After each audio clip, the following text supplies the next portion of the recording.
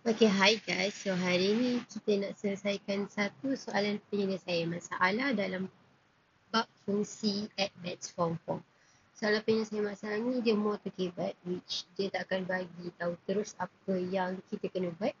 Instead dia akan beri satu situasi dan kita kena apply kita punya pengetahuan untuk selesaikan soalan tu. Okay.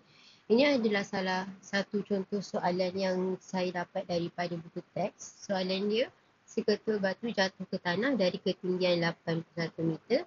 Tinggi batu itu H meter. Kita highlightkan H meter. Selepas T saat dianggarkan oleh...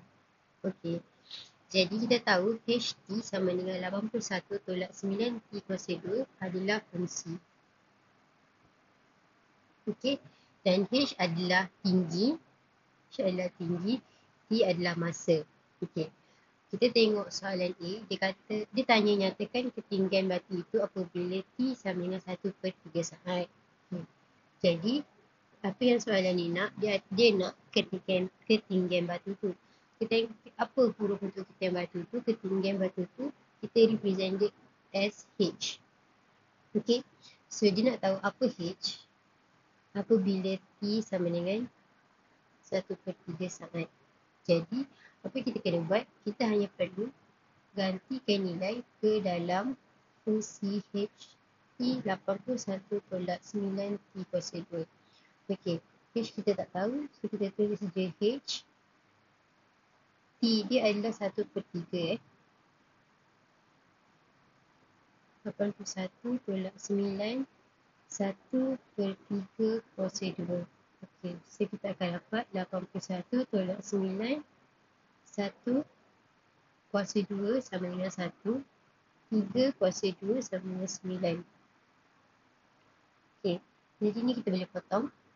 Jadi tinggal 81 tolak 1 sama dengan 80 meter.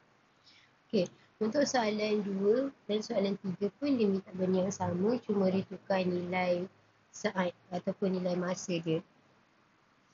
Untuk A2, dia nak H apabila T sama dengan 1 saat. Okey, so kita buat H sama dengan 81. Kita ganti balik nilai T dekat dalam fungsi yang ini. Okey, 81 tolak 9 berapa T dia? 1. Koskan dengan 2. So, 81 tolak 9. 81 tolak 9 sama dengan 72 meter. Sama juga untuk soalan yang ketiga. Dia nak H tapi dia tukar nilai T. Nilai T dia adalah 2 saat. So, 2. Okay.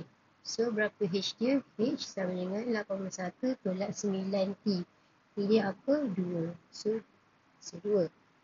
81 tolak 9. 2 kuasa 2 sama dengan 4.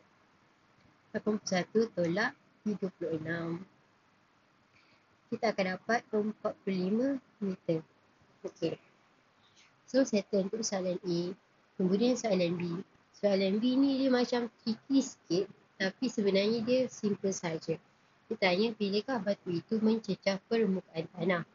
Bila dia kata mencecah permukaan tanah, maksudnya H adalah kosong. Dan apabila dia tanya bila, maksud dia nak tanya apakah nilai T. Okay. Jadi, macam nak buat B, kita tulis H sama dengan 0 meter. T sama dengan berapa? Okay.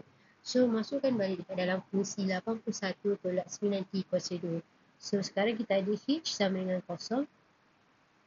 81 tolak 9T kuasa 2. Sebab kita tak tahu T tu apa nilai dia, kita just tulis je T. Okay.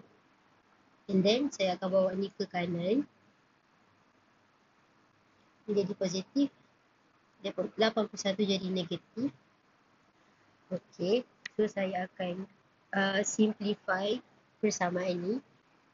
Kita bahagikan dengan 9, bagi dengan 9, bagi dengan 9. Ni kita akan dapat T kuasa 2 tolak 9 sama dengan 0. Okay. So, T kuasa 2 sama dengan 9. Okay. Bila kuasa 2 kita pindahkan ke kanan, dia akan jadi punca kuasa ataupun sek. Tapi kita kena tambah plus minus. Okay. So, bila kita selesaikan set, kita akan dapat kuasa 2 9 adalah 3. Tapi ada plus minus. So, nilai T ada 2, iaitu T1 sama dengan 3 saat. T2 sama dengan negatif 3 saat. Tapi, untuk masa tak logik untuk kita ambil negatif 3 saat. Sebab mana wujud negatif 3 saat. Jadi, kita akan ambil 3 saat. So, jawapan akhir dia adalah 3 saat. Okey, berbalik kepada plus minus set. Kenapa kita kena buat plus minus set? Sebab, bila kita tengok, dia kena ada 2 jawapan. Untuk dapatkan 9 daripada kuasa 2, berapa? Kita akan buat berapa kuasa 2 sama dengan 9, betul tak? Jadi, bila macam ni, 3 kuasa 2 sama dengan 9. Tapi, negatif 3 kuasa 2 juga sama dengan 9. Jadi, kita kena include both nilai 3 dan juga negatif 3 dalam jawapan kita. Itu sahaja.